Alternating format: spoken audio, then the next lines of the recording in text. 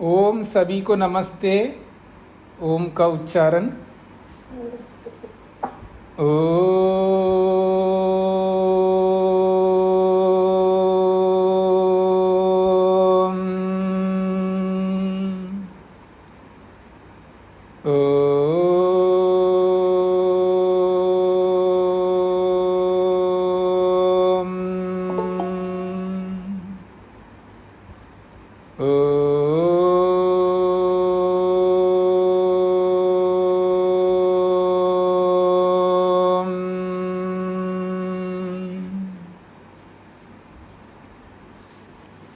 न्याय दर्शन की 267वीं कक्षा है।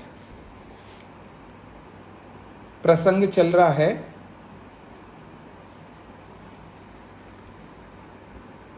जाति का।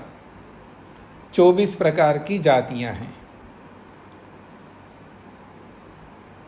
उनमें से दो पहली जातियां साधर्म्य और वैधर्म्य सम जातियों को लेकर के चर्चा हो रही है। जाति का जो स्वरूप है वो असद हेतु। जब अपने पक्ष की सिद्धि में जब हेतु दिया जाता है, यदि वो हेतु असद है, गलत है, असद का मतलब है अनुचित, तो वो अनुचित हेतु से किसी भी पक्ष की सिद्धि नहीं कर सकते। जब असद हेतु के द्वारा अपने पक्ष की वो स्थापना करने लगता है, तब उस असद हेतु को जाति कहते हैं। आइए पृष्ठ संख्या 279 पे दूसरी पंक्ति में जो उदाहरण है, यहाँ से पुनः हम प्रारंभ करते हैं। ये तीसरा दिन है। क्रियावान आत्मा, ये प्रतिज्ञा है, आत्मा क्रियावान है। अब जो हेतु दिया है वो हेतु है द्रव्य के क्रिया करने का जो हेतु है, उस हेतु रूपी गुण के साथ इसका योग है। इसको कहेंगे, किसी द्रव्य में क्रिया होती है तो कैसे होगी? वो अन्य देश में संयुक्त होगी। एक स्थान को छोड़ करके दूसरे स्थान के साथ उसका योग होगा, संयोग होगा। तो वहाँ संयोग एक बहुत बड़ा कारण है, क्योंकि कोई वस्तु गति करती है तो गति तभी होगी ना, उसका संयोग दूसरे स्थान से हो। जिस स्थान में वो वस्तु विराजमान है, वहीं का वहीं रहते हुए उसमें क्रिया कैसे होगी? क्रिया तभी होगी ना जब वो अन्य स्थान से संयुक्त हो जाए। तो क्रिया का जो हेतु है, क्रिया होने में, गति होने में जो कारण है, वो संयोग है।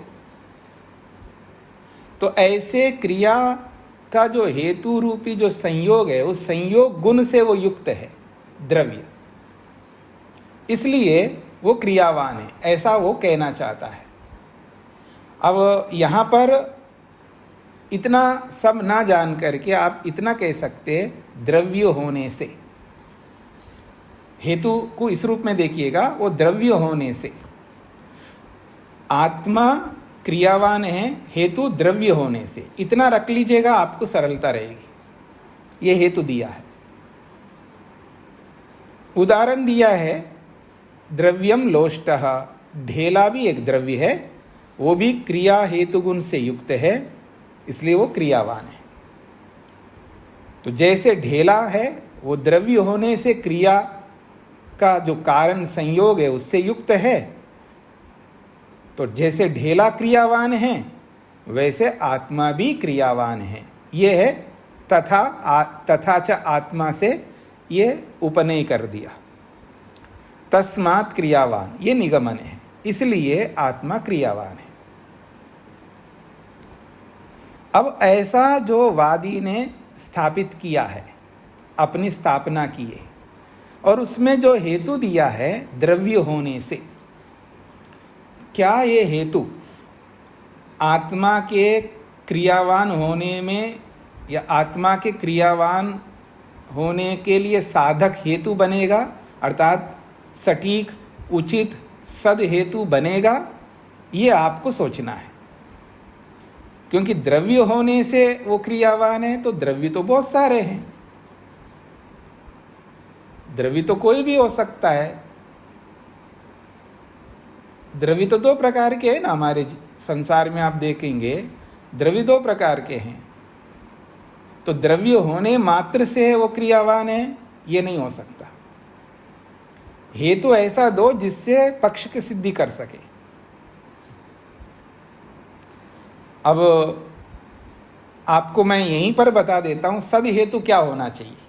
आत्मा क्रियावान है तो हेतु कैसा होना चाहिए, यथार्थ हेतु क्या होना चाहिए। अभी तक मैं 2 दिन से नहीं बता रहा था, शायद आपको समझ में आ जाता पीछे के प्रसंग को पढ़ करके, तो आप लोग बोल नहीं रहे जी ये हेतु होना चाहिए। ये मैंने पूछा नहीं आप लोगों के आपके सामने कि सद हेतु क्या होना चाहिए।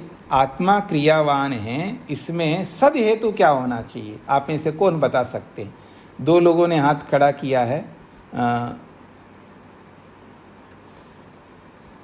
राजकुमारी जी को क्या कुछ पूछना था या हाथ कैसे खड़ा किया आपने?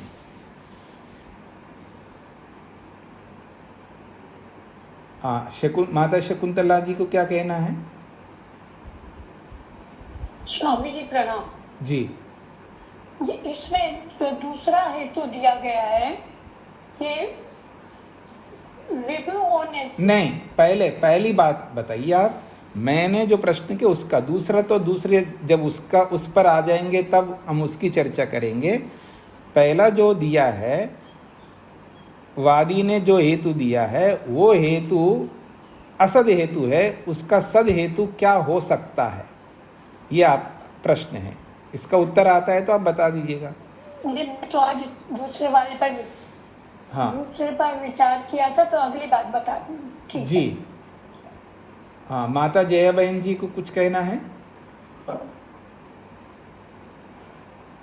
नमस्ते जी। स्वामी जी, मुझे ये कहना है कि आपने जो कहा द्रव्य 2 प्रकार के हैं जी, तो 2 प्रकार में एक चेतन है और एक जड़ है।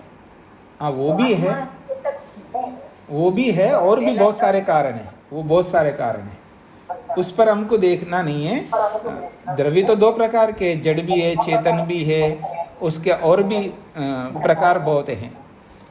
यहाँ जो हेतु है ये असद हेतु है। माता शकुंतला जी, आप माइक क्यों नहीं बंद करते हैं? जब आपका काम पूरा होता है तो आप माइक बंद करिएगा। तो अब यहाँ सद हेतु अगर आपको आता है तो आप बता सकते हैं। हाँ, अनीता जी को कुछ कहना है? जी आचार्य जी, स्वामी जी सद हेतु यहाँ पर मन हो सकता है, मन। नहीं, आप नहीं पकड़ पा रहे हैं। हाँ जी, वेद प्रिया जी। स्वामी जी, एक देशी होने से क्रियावान है। हाँ, एक देशी होने से। नहीं, आप अनीता जी आप नहीं बोल सकते। अब आपका क्रम हो गया ना पूरा। आप कहना चाहते हैं कि आत्मा क्रियावान है, इसमें हेतु एक देशी होने से, ये आपका कहना है। ठीक है, अल्पना जी क्या कहना चाहते हैं? नमस्ते स्वामी जी। हाँ जी स्वामी जी, मेरे मन में भी यही हेतु आया था, एक देशी जी। अब हेतु ऐसा हो जिसको हम काट ना सके, अर्थात उसका खंडन नहीं कर सके। अब उस हेतु जो दिया है हमने, जिस द्रव्य को क्रियावान सिद्ध करने में, तो आत्मा में क्रिया को सिद्ध करना है। ठीक है ना, आत्मा में क्रिया होती है, ये सिद्ध करना है। अब इसको सिद्ध करने के लिए हमने हेतु दिया है सद हेतु, जिसको आप कहना चाह रहे हैं कि एक देशी होने से। अब इस आत्मा में 2 धर्म आ गए। एक है क्रिया का होना, और उस क्रिया को सिद्ध करने के लिए आत्मा में रहने वाला दूसरा धर्म है एक देशित्व।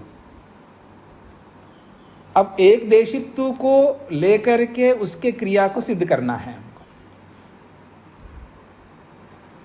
तो हेतु एक देशित्व दिया है, अब उसके लिए उदाहरण दे रहे हैं, द्रव्यम लोष्टः, ढेला द्रव्य है। अब द्रव्य को हटा करके हम लोष्ट अर्थ करते हैं, ढेला इसका उदाहरण है। ढेला क्रियावान है, क्यों? क्योंकि ढेला एकदेशी है, इसलिए वो क्रियावान है। अब इसमें व्याप्ति बनाएंगे। हेतु दिया है, कैसा हेतु दिया? एकदेशी होने से। उदाहरण दिया ढेला। अब इन दोनों के बीच में हम व्याप्ति बनाएंगे कि जो जो एकदेशी वस्तु होती है वह वस्तु क्रियावान होती है। जैसे ढेला, लोष्ट। अब इसमें ये दोनों के बीच में एक संबंध है, एकदेशित्व और क्रियावान, इन दोनों के बीच में आपस में संबंध है। ये दोनों ऐसे धर्म हैं, ये दोनों अलग नहीं हो सकते एक दूसरे से। मतलब जहां क्रिया दिखेगी वहां एकदेशत्व दिखेगा आपको। इसमें व्यभिचार नहीं होगा, इसमें व्यभिचार नहीं होगा। जहां भी आप क्रिया देखेंगे जिस वस्तु में, वो एकदेशी होगा। इसमें कोई व्यभिचार आपको नहीं मिलेगा, कोई भी व्यभिचार, समझ रहे हैं ना? इसमें कोई व्यभिचार नहीं, अर्थात इसमें कोई विकल्प नहीं दिखेगा, इसको कोई काट नहीं सकता। तो ये सद हेतु होगा। शेखर जी। जी प्रणाम स्वामी जी। परमात्मा सर्वदेशी है। नहीं, ये बात परमात्मा को मत लाइएगा, क्योंकि यहाँ पर जब एकदेशी बोलते ही तो ये आत्मा जो है वो जीवात्मा की बात आ जाएगी। वो हमारे आत्मा है ना। पहले आप समझने का प्रयत्न करना। जब आत्मा को क्रियावान बताया तो क्रियावान बताया तो मैंने किसी से पूछा है कि आत्मा को क्रियावान बताया, अगर इसका सद हेतु क्या होगा? तो किसी ने बोला है जी एकदेशी होने से। तो इसका मतलब वो ये मान करके ये हेतु दे रहा है कि यहाँ जीवात्मा है, जो आप में से जिन्होंने हेतु दिया है। हाँ जी, वो हमने मान लिया, यहाँ आत्मा की बात चल रही है जी। लेकिन आप ये कह रहे हैं कि ये तो परमात्मा पे तो लगता नहीं, परमात्मा सर्वदेशी है लेकिन क्रियावान है, तो वो हमारा नहीं, वो आपके बात में अलग चर्चा करेंगे। पहले हम सद असद की बात कर रहे हैं। सद क्या होता है, असद क्या होता है, उसकी चर्चा कर रहे हैं। जब आत्मा से परमात्मा लेंगे फिर वहां पर दूसरी बात चलेगी, ठीक है ना? वहां आत्मा स्थापना अलग होगी, उसका हेतु अलग होगा। अब वो हेतु अगर सद हेतु है तो कोई बात ही नहीं है, और असद हेतु है तो वहां पर चर्चा करेंगे कि वहां पर सद हेतु क्या होना चाहिए। स्वामी जी मैं ये कह रहा हूँ, एक देशी होने से क्रियावान बता रहे हैं, ये हमारा क्रियावान को सिद्ध करना है। यानी आत्मा क्रियावान है। क्रिया का मतलब है गति करता है, आत्मा देशांतर गमन करता है। इसका ये अभिप्राय है। क्रियावान का मतलब होता है यहाँ पर कि देशांतर गमन, एक स्थान को छोड़ करके दूसरे स्थान को प्राप्त होना, और ये एक देशी वस्तु ही कर सकती है। तो इसलिए एक देशित्व धर्म जो है ये हेतु बनाया है। क्रियावान देशांतर की बात कर रहे हैं तो ठीक है स्वामी जी। ऐसे मतलब यहाँ पे परमात्मा को हम क्रियावान नहीं कह सकते। नहीं, मतलब वो सृष्टि रचता उस दृष्टि से मैं देख रहा था। क्रियावान के दो अर्थ होते हैं, एक क्रिया देने वाला और एक क्रिया करने वाला। जी जी। हाँ, तो इसलिए इस बात को हमको समझना है। अगर क्रिया देने वाला है तो इसमें कोई आपत्ति नहीं है, परमात्मा क्रियावान है क्योंकि क्रिया देता है सब पदार्थों को। लेकिन उसमें क्रिया होती है, देशांतर गमन क्रिया होती है, तो फिर अलग प्रश्न हो जाएगा। जी। तो यहाँ हमें ये समझना है, आत्मा क्रियावान है तो अब उसमें जब हेतु देता है एकदेशी होने से, तो वो ये मानकर के कह रहा है कि आत्मा जीवात्मा है, तब तो ये सदहेतु बनेगा एकदेशी होने से। अगर आत्मा क्रियावान है, ये आत्मा से परमात्मा लेंगे तो फिर एकदेशी हेतु देना ये नहीं बन पाएगा, फिर वहां आपको दूसरा हेतु देना पड़ेगा। अगर आत्मा क्रियावान बोल रहे हो, परमात्मा को बोल रहे हो, तो वो दूसरा हेतु देना होगा। अब फिर वो दूसरा जो भी हेतु दोगे वो सद हेतु है या असद हेतु है, ये निर्धारण करना होगा। बोलने वाला कोई भी बोल सकता है ना, वादी मतलब पहले जो बोलेगा वो वादी है, वो उचित बोलने वाला भी हो सकता है, अनुचित बोलने वाला भी हो सकता है। उसमें उसकी प्रतिज्ञा, अगर प्रतिज्ञा में ही दोष है तो हेतु में भी दोष आ जाएगा, उदाहरण में भी दोष आ जाएगा, सब दोष युक्त होगा। प्रतिज्ञा सबसे मुख्य है। हम जिस वस्तु की प्रतिज्ञा कर रहे हैं वो उचित प्रतिज्ञा को लेकर के कर रहे हैं तो उचित ही आगे बढ़ेगा। तो प्रतिज्ञा पर मुख्य बात है, आप स्थापना, क्योंकि सिद्धांत तो प्रतिज्ञा पर है ना, सिद्धांत तो कॉन्सेप्ट जिसको कहते हैं वो प्रतिज्ञा पर है। अब आत्मा, हम परमात्मा को लेकर के सिद्धांत बना रहे हैं या जीवात्मा को लेकर के सिद्धांत बना रहे हैं, ये इस पर आगे बात चलेगी। तो अगर यहाँ आत्मा शब्द से जीवात्मा को लेंगे तो फिर उसी तरह इसके अर्थ निकालने होंगे। अगर यहाँ आत्मा शब्द से परमात्मा लेंगे तो उसी तरह अर्थ निकाल के चलना होगा। तो यहाँ आत्मा को क्रियावान बोला है, तो ये क्रियावान क्यों है? क्योंकि द्रव्य होने से, क्योंकि ढेला भी द्रव्य है, वो भी क्रियावान है, उसी के समान आत्मा है, इसलिए आत्मा क्रियावान है, ऐसा उसने हेतु दे दिया। अब ये नहीं पता है ना हमको कि ये आत्मा से जीवात्मा ले रहा है, परमात्मा ले रहा है, पर जैसा हेतु दिया है यहाँ पर आत्मा को क्रियावान सिद्ध करने के लिए, अब इसका जो हेतु है द्रव्य होने से, ये असद हेतु इसलिए है क्योंकि द्रव्य होने मात्र से वो क्रियावान हो कोई जरूरी नहीं है। द्रव्य तो आकाश भी है, द्रव्य तो आकाश भी है, पर वो तो क्रियावान नहीं है, तो आपका हेतु कट जाएगा। तो इसलिए द्रव्य होने मात्र से ऐसा जो हेतु देंगे वो हेतु जो है गलत हेतु माना जाएगा, असद हेतु माना जाएगा। कोई कहे कि आत्मा क्रियावान है क्योंकि अस्तित्व होने से, अस्तित्व होने से, अब अस्तित्व होने से जो हेतु दिया है अर्थात सत्ता होने से, अब सत्ता होने से वो क्रियावान है, तो सत्ता तो बहुत सारी वस्तुओं को की है, उनकी सत्ता भी है, लेकिन वो क्रियावान नहीं हो सकते।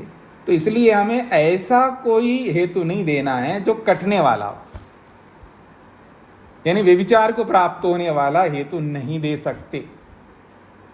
प्रतिज्ञा के अनुरूप ही ऐसा हेतु होना चाहिए, उस प्रतिज्ञा को सिद्ध करने वाला हो। हमने हेतु भी दे दिया और सिद्ध भी नहीं कर रहा हो, उसी को असद हेतु कहते। तो ये उसने पक्ष स्थापित किया है। एवं उपसंहृते, जब ऐसा उसने अपने पक्ष को स्थापित कर दिया है, उसके बाद परह, अब दूसरा व्यक्ति अपनी बात को रखता है। पहले जिसने बात रखी है वो साध्यर्म से रखा है। साध्यर्म से रखा का मतलब है क्रियावान आत्मा है, हेतु जो दिया है वो क्रिया वाले द्रव्य का ही हेतु दिया है। जो हेतु दिया है वो क्रिया वाले द्रव्य का ही हेतु दिया है, और उदाहरण भी वैसे दिया है, इसलिए वो साध्यर्म से अपनी बात को रखा है। अब खंडन करने वाला भी साध्यर्म से ही खंडन करेगा, पर उसकी प्रतिज्ञा बदल जाएगी। प्रतिज्ञा अगर वो भी आत्मा को क्रियावान माने तो फिर तो दोनों एक जैसा मानते, तो वाद क्यों होगा? वाद तभी होगा जब दोनों विरुद्ध माने। इसलिए प्रतिवादी जो है आत्मा को निष्क्रिय मानता है। निष्क्रिय आत्मा, आत्मा निष्क्रिय है। अब उसने जो हेतु दिया है विभू द्रव्य के निष्क्रिय होने से, अर्थात उसने हेतु दिया है विभू होने से। उसने जो हेतु दिया है वो विभू होने से। विभू च आकाशम, आकाश जो है वो विभू है, और निष्क्रियम च, वो निष्क्रिय है। वैसा ही आत्मा है, तस्मात् निष्क्रिय, इसलिए वो निष्क्रिय है। ठीक है जी, ये प्रतिवादी का कथन है। अब यहां प्रतिवादी ने जो बात कही है और पहले वाले ने जो बात कही है, तो दोनों में अंतर को हमें समझना है कि अब यहाँ पर आत्मा से को पहले वाले ने किस आत्मा को बोला, दूसरे वाले ने किस आत्मा को बोला, ये मत देखिएगा। यानी जीवात्मा को लेकर के बोला है, परमात्मा को लेकर के बोला, बस आत्मा को लेकर बोला है। अब ये हमें समझना है यहाँ आत्मा कौन है, क्योंकि प्रतिवादी ने निष्क्रिय आत्मा विभु द्रव्य होने से जो कहा है, तो इसका मतलब है परमात्मा को मान करके बोल रहा है, ये परमात्मा को मान करके बोल रहा है। तो निष्क्रिय आत्मा अथवा जीवात्मा को मान करके भी बोल सकता, क्योंकि जीवात्मा और परमात्मा में कोई अंतर नहीं मानते कुछ लोग,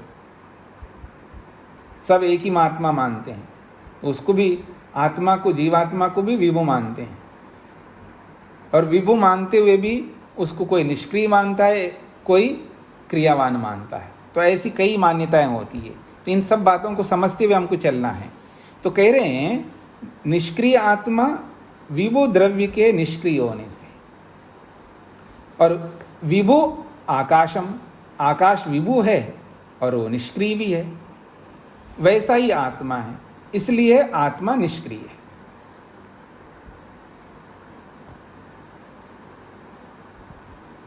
अब यहां पर हमको देखना है न च अस्ति विशेष हेतु, यहां विशेष हेतु नहीं है। दोनों ने अपनी अपनी बातें रखी है, अपनी अपनी बातें कोई भी रख सकता है, लेकिन यहाँ विशेष हेतु नहीं दिया जाए तो फिर वहाँ पर उन बातों को सिद्ध नहीं कर सकते। अब यहाँ आत्मा निष्क्रिय बोला है, तो वो बोलने वाला आत्मा को जीवात्मा को मान करके निष्क्रिय बोल रहा है, और वहाँ क्रियावान आत्मा जो बोला है वो क्या बोला है ये कुछ नहीं पता है, किसी को नहीं पता। ये तो हम अपनी कल्पना कर रहे हैं आत्मा से कौन सा आत्मा लेना है, पर जो हेतु प्रस्तुत किया यहाँ पर, वो हेतु को हमें समझना है। न च अस्ति विशेष हेतु, यहाँ विशेष हेतु नहीं है। किस पक्ष में कह रहे हैं? आत्मा को क्रियावान मानने में या आत्मा को निष्क्रिय मानने में। तो क्रियावत साधर्म्यात् क्रियावता भवितव्यम, क्रिया वाले साध्यर्म से, मतलब क्रिया वाले साध्यर्म से का मतलब है जो क्रियावान द्रव्य है, क्रियावान द्रव्य के साध्यर्म से उसको क्रिया वाले तो मानना चाहिए। और निष्क्रिय द्रव्य, दूसरा जो निष्क्रिय द्रव्य है, अक्रिया साध्यर्म्यात्, कुछ द्रव्य बिना क्रिया वाले भी है, जैसे आकाश है, उसमें क्रिया नहीं होती है।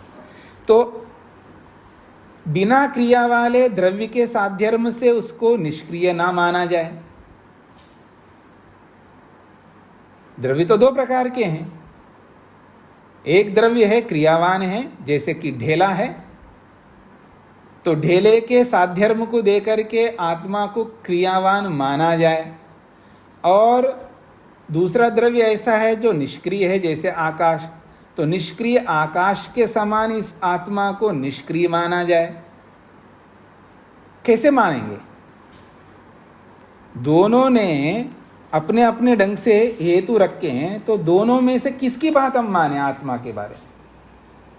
पहले वाले के अनुसार माने, नीचे वाले के अनुसार माने? दोनों अपनी अपनी बातें मात्र रखे हैं, अपनी बात को सिद्ध करने के लिए विशेष हेतु दिया नहीं है, ये कहना चाह रहे हैं। तो विशेष हेतु अभावात साध्यर्म्य समः, तो दूसरे वाले ने जो विशेष हेतु न देने के कारण से किया है आत्मा को निष्क्रिय सिद्ध करने के लिए, लेकिन उसने जो हेतु दिया है वो विशेष हेतु ना होने के कारण से साध्यर्म्य सम कहलाता है। ऐसे ये इन्होंने प्रस्तुत किया है।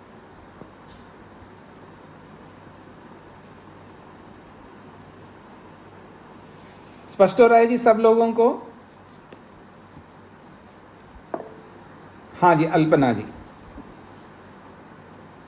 स्वामी जी, जो ये निष्क्रिय आत्मा परमात्मा के लिए कहा, तो यहाँ पर फिर सद हेतु ये बनाना चाहिए कि विभू होने से, हाँ जी। क्योंकि ये तो उसने बोला ही है कि विभू द्रव्य के निष्क्रिय होने से। नहीं, वो उदाहरण द्रव्यस्य निष्क्रियत्वात्, द्रव्य निष्क्रिय होने से, यानी यहाँ पर जो है स्थापना और हेतु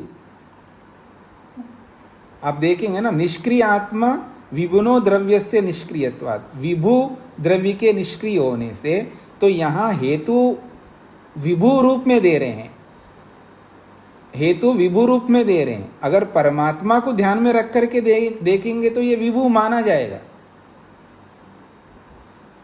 परमात्मा यानी सर्वव्यापक परमात्मा को मान करके अगर देखेंगे तब तो कोई समस्या ही नहीं है।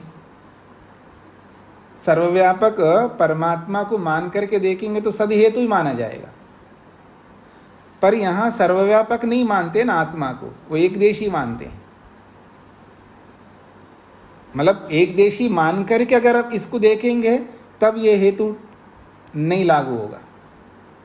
अगर हम आत्मा को सर्वव्यापक मान करके निष्क्रिय आत्मा और विभु होने से अगर ऐसा देखेंगे तो फिर हेतु तो सही है, पर इसमें विशेष हेतु नहीं बोल रहे हैं। इसका मतलब है जो स्थापना है उस स्थापना में गड़बड़ है, अर्थात हम कौन से आत्मा को मान करके देख रहे हैं। ठीक है जी, तो ये देखना होगा, क्योंकि अगर हम निरपेक्ष रूप में देखेंगे, आत्मा निष्क्रिय का मतलब है कौन आत्मा? परमात्मा। तो परमात्मा को निष्क्रिय मानते हैं, तो निष्क्रिय का मतलब है उसमें देशांतर गति नहीं हो सकती। अब देशांतर गति क्यों नहीं हो सकती है? तो हेतु होगा सर्वव्यापक होने से, सब जगह विद्यमान होने से। तो जो वस्तु सब जगह विद्यमान होती है तो उसमें गति नहीं हो सकती है। गति करने के लिए तो स्थान, खाली स्थान चाहिए, खाली स्थान तो है ही नहीं है, तो गति कैसे करेगा? तो सर्वव्यापक होना यह सद हेतु बन जाएगा सर्वव्यापक आत्मा के लिए। पर यहां ऐसा नहीं है, आत्मा यहां पर दोनों है, यानी आत्मा में क्रिया भी हो रही है, हम चल रहे भी फिर रहे हैं, तो इस आत्मा को लेकर के बोला जा रहा है। इसलिए यहां पर हमें हेतु को असद हेतु ठहराना होगा। विभु द्रव्य के निष्क्रिय होने से ऐसा जो हेतु दिया है वो इसके साथ जुड़ेगा नहीं। अथवा अगर इसको वास्तव में आत्मा व्यापक मान करके विभु होने से ऐसा हेतु बनाएंगे तो फिर वो जो पहले वाले ने जो स्थापित किया है वो गलत हेतु है। द्रव्य होने से उसको असत सिद्ध कर सकते हैं। यानी खंडन करने वाले को अगर हम प्रतिवादी ना मान करके यथार्थवादी मानेंगे तब वादी गलत होगा। पर यहाँ पर जो दिखाया जा रहा है, जो प्रतिवादी है वो प्रतिवादी को ही साध्यर्म सम नामक हेतुआभास, साध्यर्म सम नामक जाति के रूप में दिखाना चाह रहे हैं। इसका मतलब दूसरे वाले गलत स्थापना किया और गलत हेतु दिया है, ये मानना होगा। उसके बिना इसको जाति नहीं कह सकते। अगर ये परमात्मा मान करके ये स्थापित कर रहा है तो फिर तो सद हेतु हमारी दृष्टि से, क्योंकि जो वस्तु निष्क्रिय होती है वो सर्वव्यापक ही होती है। यानी जिस वस्तु में देशांतर गमन नहीं होता है वो सर्वव्यापक ही होती है वो वस्तु। इसका खंडन कोई नहीं कर सकता। पर यहाँ पर इसी प्रतिवादी के इस हेतु को ही असद हेतु ठहराना चाह रहे हैं, इसलिए इसको साध्यर्म सम नामक हेतु बता रहे हैं। इसका मतलब इसमें गलती है। तो ये सर्वव्यापक आत्मा मान करके नहीं बोल रहे हैं, केवल आत्मा में निष्क्रियत्व देखना चाह रहे हैं। और निष्क्रियत्व के लिए वो विभु द्रव्य के विभु होने से ऐसा हेतु दे रहे हैं। यानी जिसमें गति हो रही है उसको निष्क्रिय सिद्ध करना चाह रहे हैं। तो यहाँ निष्क्रिय आत्मा सिद्ध कर रहे हैं तो यहाँ प्रतिज्ञा ही गलत है इनका, ऐसा मानना होगा। इसलिए विभु द्रव्य निष्क्रिय होता है ये जो हेतु है फिर इसके साथ जुड़ेगा नहीं। एक देशी वस्तु विभु नहीं हो सकती है, ठीक है। और फिर ये बातें संशय को पैदा कर रहा है ना, कभी ये आत्मा कभी वो आत्मा, ये संशय को प्रस्तुत कर रहा है। तो इस संशय को मिटाने के लिए तो हमको यहाँ पर वादी की बात को अगर लेकर के देखेंगे कि द्रव्य होने से वो क्रियावान है, ऐसा नहीं हो सकता। इस रूप में तो समझ में आता है कि केवल द्रव्य मात्र होने से वो आत्मा क्रियावान हो, ये सिद्ध नहीं हो सकता, उसमें विशेष हेतु नहीं है। तो उस वादी के बात को हम साध्य सम नामक जाति मान सकते हैं और प्रतिवादी की बात को हम ठीक मान सकते हैं। इस तरह हमको समझना होगा। अब आप में से सब कुछ स्पष्ट हो रहा है जी? आत्मा को मान लीजिएगा व्यापक मान करके चलें तो प्रतिवादी तो अपनी बात को सही कहेगा, क्योंकि जो आत्मा परमात्मा है वो निष्क्रिय है, क्योंकि वो सर्वव्यापक होने से निष्क्रिय है।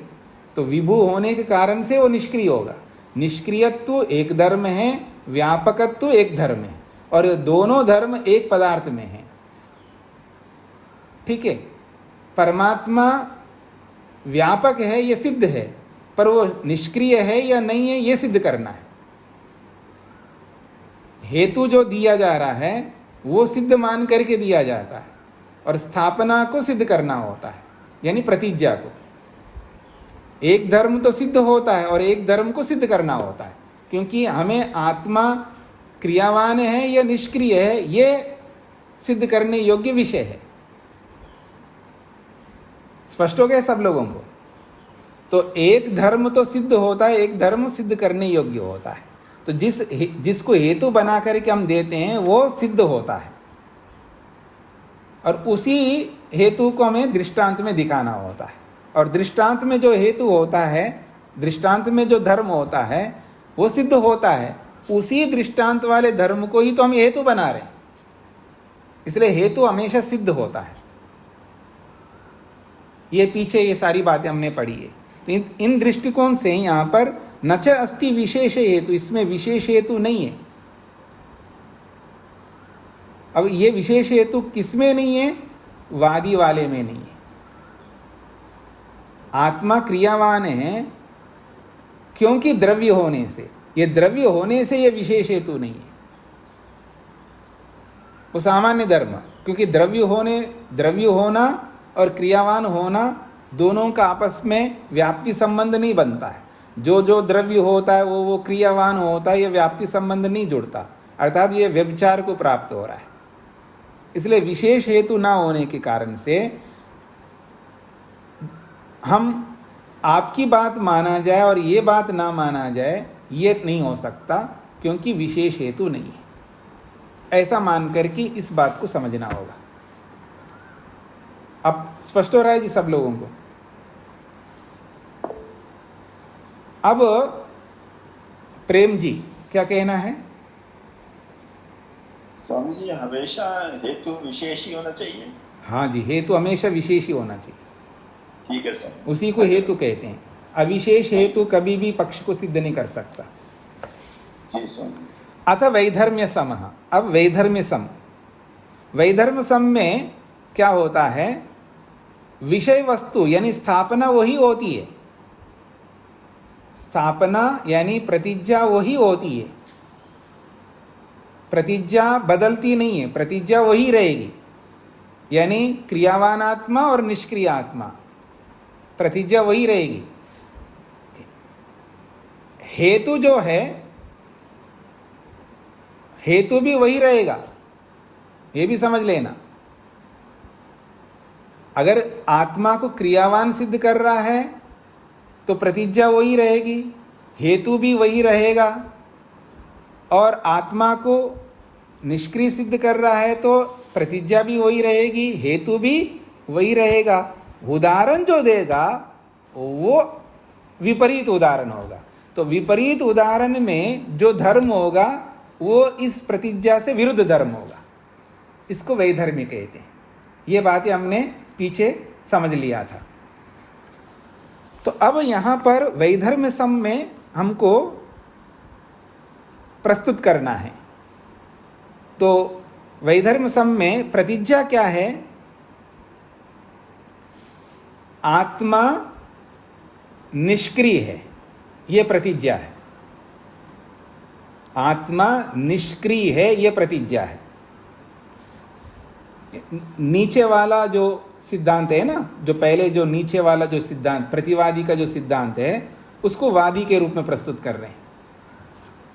आत्मा निष्क्रिय है, हेतु विभु द्रव्य निष्क्रिय होने से। अब प्रतिज्ञा हो गए, हेतु हो गए। अब दृष्टांत देंगे, और दृष्टांत जो है उससे उल्टा देंगे। क्रिया हेतु गुण युक्तो लोष्टः परिच्छिन्नो दृष्टः। ये जो ढेला है ये उदाहरण है, और वो ढेला कैसा है? वो एकदेशी है। परिच्छिन्न कहते हैं एकदेशी। और जो एकदेशी वस्तु होती है उसमें क्रिया दिखाई देती है। जो जो वस्तु एकदेशी होती है वो क्रियावान होती है। न च तथा आत्मा, आत्मा वैसा नहीं है। आत्मा वैसा नहीं है। क्यों वैसा नहीं है? क्योंकि वो तो विभु है। तस्मात् न लोष्टवत् क्रियावान, ढेले के समान आत्मा क्रियावान नहीं है। ये वादी ने अपने पक्ष की स्थापना की। अब प्रतिवादी बोलता है। प्रतिवादी क्या बोलता है? आत्मा क्रियावान है, ये उसकी प्रतिज्ञा है। आत्मा क्रियावान है, उसकी वो प्रतिज्ञा है। द्रव्य होने से हेतु है, दोनों में बदलाव नहीं होंगे।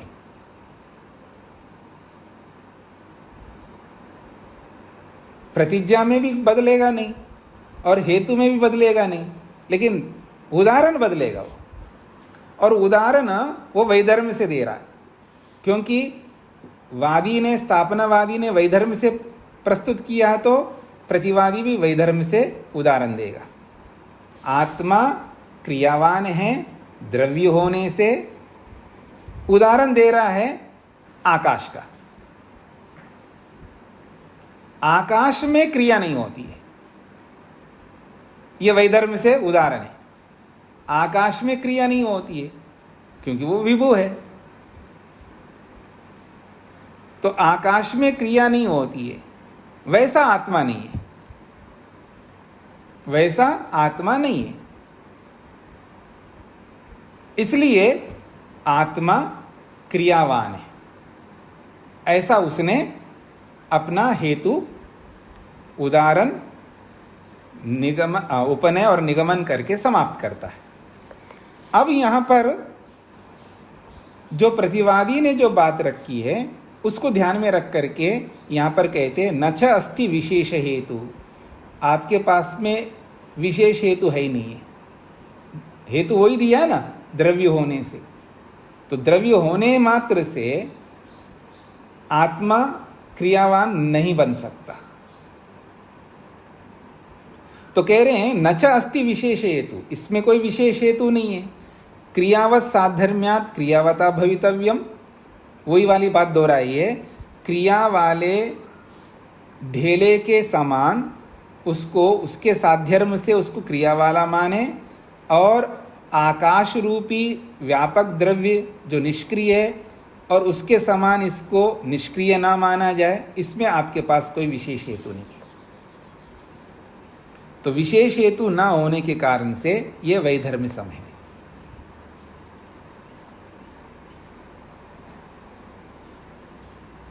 यहां उदाहरण ही हमेशा बदलेगा, प्रतिज्ञा हेतु वैसे के वैसे रहेंगे, उदाहरण बदलेगा। उदाहरण में जो धर्म दिखाया है वो विपरीत धर्म होगा। किससे विपरीत धर्म होगा? जो प्रतिज्ञा है उससे। वो धर्म जो है उसके अंदर नहीं हो सकता है। यानी व्यापक भी हो और वो क्रियावान भी हो, ऐसा नहीं हो सकता। जैसे आकाश को व्यापक भी मानो और क्रियावान मानो, ये तो हो नहीं सकता। ठीक उसी प्रकार से आत्मा को ऐसा नहीं मान सकते। आत्मा वो क्रियावान है और द्रव्य है, द्रव्य होने से ये नहीं हो सकता, क्योंकि इसमें हेतु खंडित होता है कि द्रव्य होने मात्र से वहाँ पर आत्मा को क्रियावान नहीं मान सकते, क्योंकि व्यभिचार को प्राप्त हो रहा है हेतु। द्रव्य होना रूपी जो हेतु है यह व्यभिचार को प्राप्त हो रहा है, तो इसलिए सद हेतु नहीं है। इसलिए विशेष हेतु ना होने के कारण से उसके समान माना जाए और इसके समान ना माना जाए, इसमें कोई विशेष हेतु आपके पास नहीं है। ऐसे कह करके वैधर्म सम से यहाँ पर निषेध किया है। हाँ जी, ये वैधर्म सम स्पष्ट हो रहा है आप लोगों को? शेखर जी जी। अब वैधर्म्येन च उपसंगारे, दो प्रकार से हम सिद्ध करते हैं जी। एक तो साध्यर्म से अपने पक्ष की स्थापना करते हैं, तो साध्यर्म से जब पक्ष की स्थापना करते हैं तो साध्यर्म से ही खंडन करता है व्यक्ति और उसको वैधर्म से भी खंडन करता है। और जब वैधर्म से अपने पक्ष की स्थापना करेंगे तो उसको वैधर्म से भी खंडन कर सकता है और साध्यर्म से भी खंडन कर सकता है। तो एक एक पक्ष के दो दो उदाहरण बनेंगे। तो अब वैधर्म से अपने पक्ष की स्थापना, पहले साध्यर्म से पक्ष की स्थापना की थी, अब वैधर्म से अपने पक्ष की स्थापना कर रहा है। वैधर्मेन च उपसंगारे। निष्क्रिय आत्मा, प्रतिज्ञा वैसी की वैसी रहेंगी दोनों की, बस उसके उदाहरण में ही अंतर दिखाया जाएगा।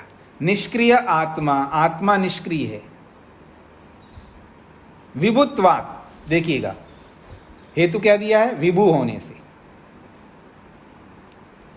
क्रियावत द्रव्यम अविभु दृष्टम, क्रिया वाले द्रव्य को एक देशी देखा जाता है। अविभु का मतलब एक देशी, क्रिया वाले द्रव्य को अविभु देखा जाता है। यथालोष्टा, जैसा कि ढेला है। न च तथा आत्मा, वैसा आत्मा नहीं है। तस्मात् निष्क्रिया, इसलिए वो निष्क्रिय है। तो प्रतिज्ञा हो गई निष्क्रिय आत्मा, विभु होने से ये हेतु हो गया है। क्रिया वाला द्रव्य अविभु देखा जाता है, एक देशी देखा जाता है, जैसा कि ढेला, ये उदाहरण हो गया है। न च तथा आत्मा, ये उपनय हो गया है। और तस्मात् निष्क्रिया, ये निगमन हो गया। तो उसने निष्क्रिय आत्मा को सिद्ध करना है, तो ये प्रतिज्ञा हो गई। पहले वाले में और इसमें प्रतिज्ञा में कोई अंतर नहीं है। विभु होने से हेतु में भी कोई अंतर नहीं आया। उदाहरण में अंतर दिया है। उदाहरण दिया है कि अविभु द्रव्य क्रिया वाला होता है, जैसा कि ढेला, और ढेले के समान आत्मा नहीं है, इसलिए आत्मा निष्क्रिय है। अब वैधर्म से इसका खंडन करता है व्यक्ति।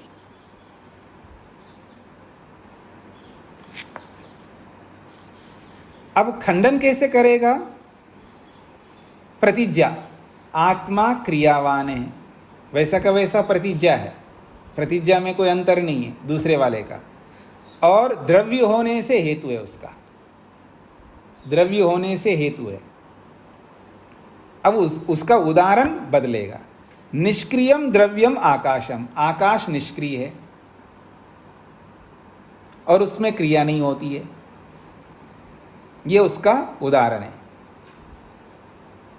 उदाहरण में हमें दो धर्मों को दिखाना होता है, यानी आकाश निष्क्रिय है, ठीक है जी, आकाश निष्क्रिय है, ये सभी जानते हैं, ये तो सिद्ध है, और उसमें क्रिया भी नहीं है, ये भी सिद्ध है। तो जैसे आकाश में निष्क्रियत्व है और क्रिया रहितत्व है, पर आत्मा में ऐसा नहीं है। आत्मा निष्क्रिय है, नहीं, इसका आत्मा क्रियावान है और द्रव्य का होना है। तो द्रव्यत्व और निष्क्रियत्व ये दोनों आपस में जुड़ नहीं रहे। द्रव्यत्व और द्रव्य का होना और क्रियावान का होना दोनों जुड़ नहीं रहे। इसमें व्याप्ति नियम नहीं बन रहा है। जो जो द्रव्य होता है वो क्रियावान होता है, इसमें व्याप्ति नियम नहीं बन पा रहा है। तो इस दृष्टिकोण से वैसा आत्मा नहीं है। न च तथा आत्मा तस्मात् निष्क्रिया, तस्मात् न निष्क्रिया, इसलिए वो आत्मा निष्क्रिय नहीं है, अर्थात वो क्रियावान है। तो आत्मा के क्रियावान सिद्ध करने के लिए वहां पर जो धर्म दिखा रहा है, द्रव्य होना, क्रिया के साथ में द्रव्य होना, ये दो धर्म एक पदार्थ में व्यापक रूप से दिखने चाहिए। जो जो द्रव्य होता है वो क्रियावान होता है, ये व्यापक रूप में सब द्रव्यों में लागू होना चाहिए, पर लागू नहीं हो सकता। इसलिए ये द्रव्य होना रूपी जो हेतु है, ये असद हेतु है। असद हेतु होने के कारण से ये जाति कहलाएगा। जैसे कि आप देखेंगे कि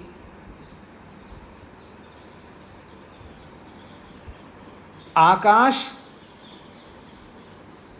क्रियावान नहीं है, अर्थात निष्क्रिय है। क्यों निष्क्रिय है? क्योंकि व्यापक है। तो जो व्यापक होता है वो निष्क्रिय होता है। तो जो जो व्यापक होगा वो निष्क्रिय होगा। जो जो व्यापक होगा वो निष्क्रिय होगा, क्योंकि उसमें क्रिया नहीं होगी। तो ऐसा व्याप्ति नियम इसमें ना लागू नहीं हो रहा है। इसलिए ये जो हेतु दिया है द्रव्य होने से, ये असद हेतु होने के कारण से ये जाति कहलाएगा। तो वैधर्म्य सम नामक जो वैधर्म से उदाहरण देकर के इन्होंने जो सिद्ध करने का प्रयास किया है आत्मा को क्रियावान, ये जाति कहलाएगा। इसलिए कह रहे न च अस्ति विशेष हेतु, इसमें कोई विशेष हेतु नहीं है। क्यों विशेष नहीं है? क्योंकि क्रिया वाले वैधर्म के साथ इसको निष्क्रिय माना जाए या अक्रिया वाले वैधर्म के साथ उसको क्रियावान माना जाए, इसमें विशेष हेतु ना होने के कारण से इसको वैधर्म सम नामक हेतु कहते हैं। ये बात पूरी हो गई जी? स्पष्ट है सब लोगों को? अब वैधर्म से जब स्थापनावादी ने अपने पक्ष को स्थापित किया तो वैधर्म से खंडन करना और वैधर्म से स्थापना करने पर साध्यर्म से खंडन करना, अतः साध्यर्म समः। अब साध्यर्म से खंडन कर रहा है। वैधर्म से जब अपने पक्ष की स्थापना करता है तो उसको साध्यर्म से खंडन करेगा। एक एक के दो दो पक्ष है ना, तो अब दूसरा पक्ष दिखा रहे हैं। वैधर्म से जब स्थापना करते हैं तो साध्यर्म के माध्यम से उसका खंडन करते हैं, तो उसको साध्यर्म सम कहते हैं।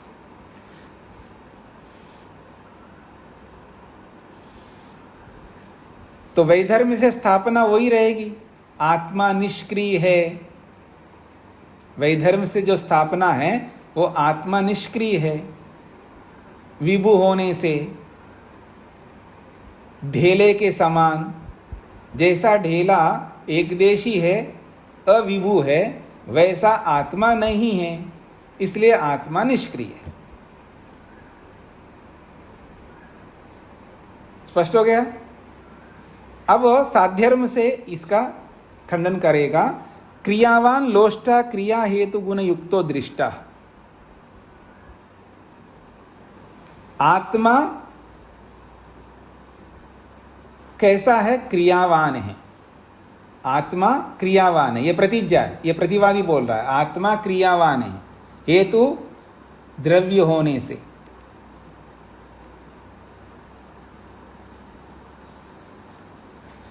क्रियावान लोष्टा क्रिया हेतु गुण युक्तो दृष्टा। क्रिया वाला जो ढेला है ये द्रव्य होने से यहां पर वो क्रिया से युक्त है। नच तथा आत्मा, वैसा आत्मा नहीं है। तस्मात् क्रियावान इति, इसलिए वो क्रियावान है। तो निष्क्रिय आत्मा को सिद्ध करने के लिए यहां पर इन्होंने जो हेतु दिया है वो हेतु असद हेतु है।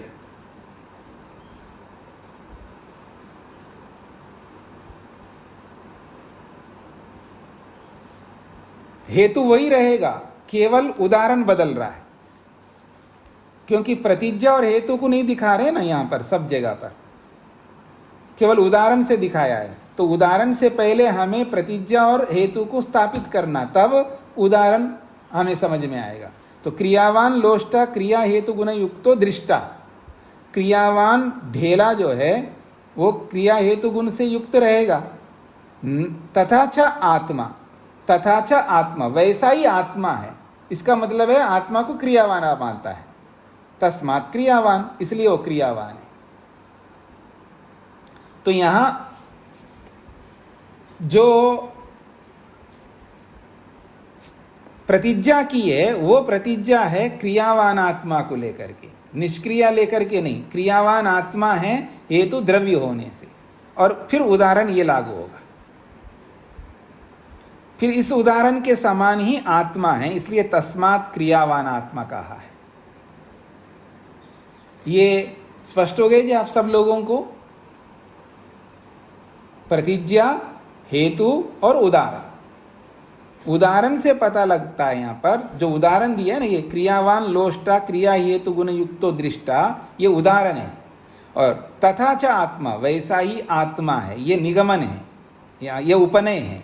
तथा च आत्मा से ये उपनय है। तस्मात् क्रियावान, ये निगमन है। तो यहां आत्मा को क्रियावान सिद्ध कर रहे हैं ना, तो यहां प्रतिज्ञा क्या रहेगी? आत्मा क्रियावान हेतु द्रव्य होने से। उदाहरण ढेला,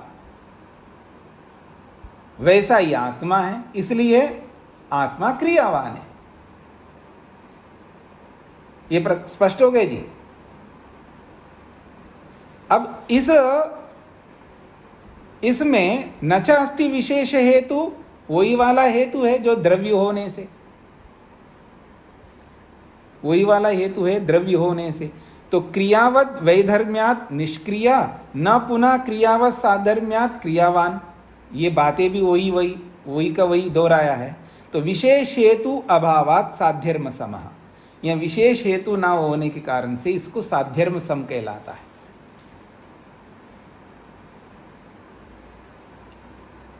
सभी को स्पष्ट हो गया जी? स्थापना जब वैधर्म से किया गया है, वैधर्म से क्या स्थापना की है जी? आत्मा निष्क्रिय है और वहां पर वैधर्म दिखाया है ढेले का। ढेले में वो निष्क्रियत्व नहीं है, तो वैधर्म दिखाया वहां ढेले का उदाहरण के रूप में। तो जब उदाहरण वैधर्म से दिया है, याद रखना साध्यर्म का मतलब है उदाहरण में वो धर्म दिखाना है, वो साध्यर्म कहते हैं। और वैधर्म कहते हैं उदाहरण में उस धर्म को न दिखाना। तो साध्यर्म सम इसलिए कहला रहा है यहां पर क्योंकि वादी ने, स्थापनावादी ने जो सिद्धांत रखा है वो वैधर्म से रखा है, और खंडन करने वाले ने साध्यर्म से खंडन किया है।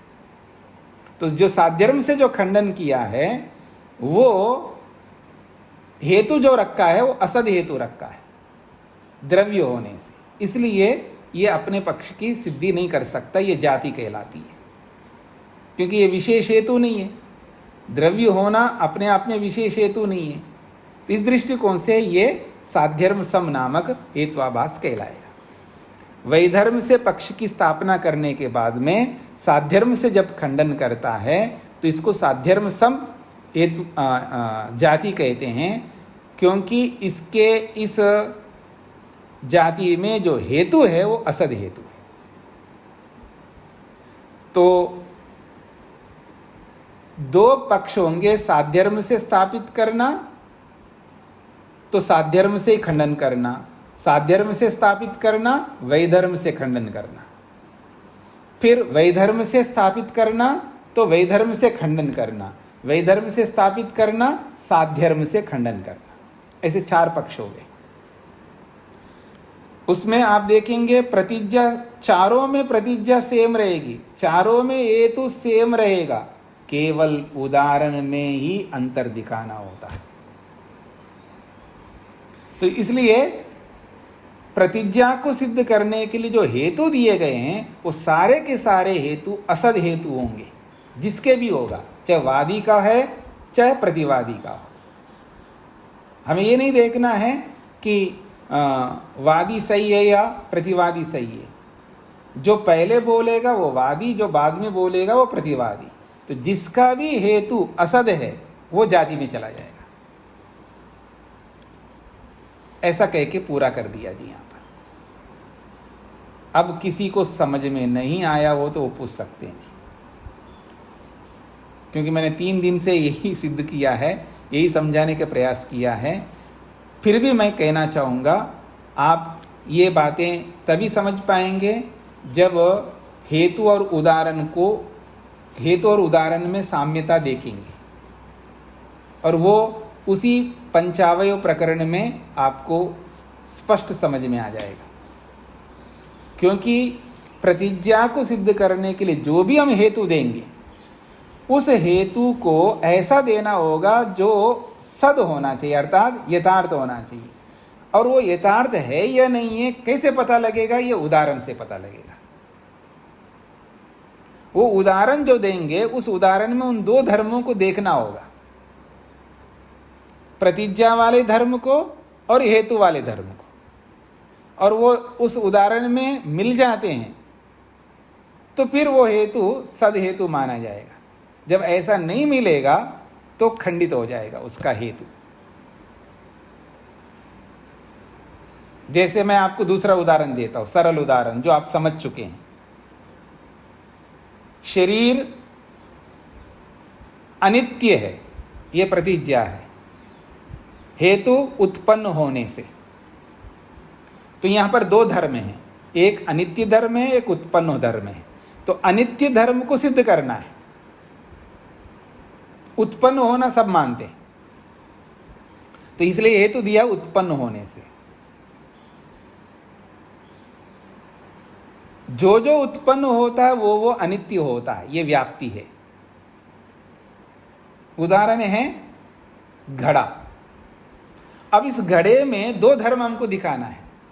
घड़े में उत्पन्न होना धर्म भी है और अनित्य धर्म भी है, और ये दोनों सिद्ध है, क्योंकि दृष्टांत दोनों सिद्ध होते हैं। प्रतिज्ञा में जिस धर्म को हम दिखा रहे हैं हेतु के रूप में वो सिद्ध है, लेकिन प्रतिज्ञा सिद्ध नहीं है। उस स्थिति में हम जो हेतु दे रहे हैं वो हेतु ऐसा दे दो जो प्रतिज्ञा को सिद्ध करने वाला हो, और ये प्रतिज्ञा वाला धर्म और हेतु वाला धर्म ये दोनों ऐसे होना चाहिए जिसको उदाहरण में देखोगे उस उदाहरण में वो 2 धर्म दिखाई देने चाहिए। ऐसा उदाहरण हमको प्रस्तुत करना होगा, और वो उदाहरण अगर ऐसा नहीं प्रस्तुत करेंगे तो फिर वो असद हेतु माना जाएगा। अब इसको मैं दूसरे स्वरूप में ले आता हूँ। समय पूरा हो गया, या तो फिर कल तो रविवार है इसलिए कल बंद रखेंगे कक्षा को, फिर सोमवार चर्चा करेंगे।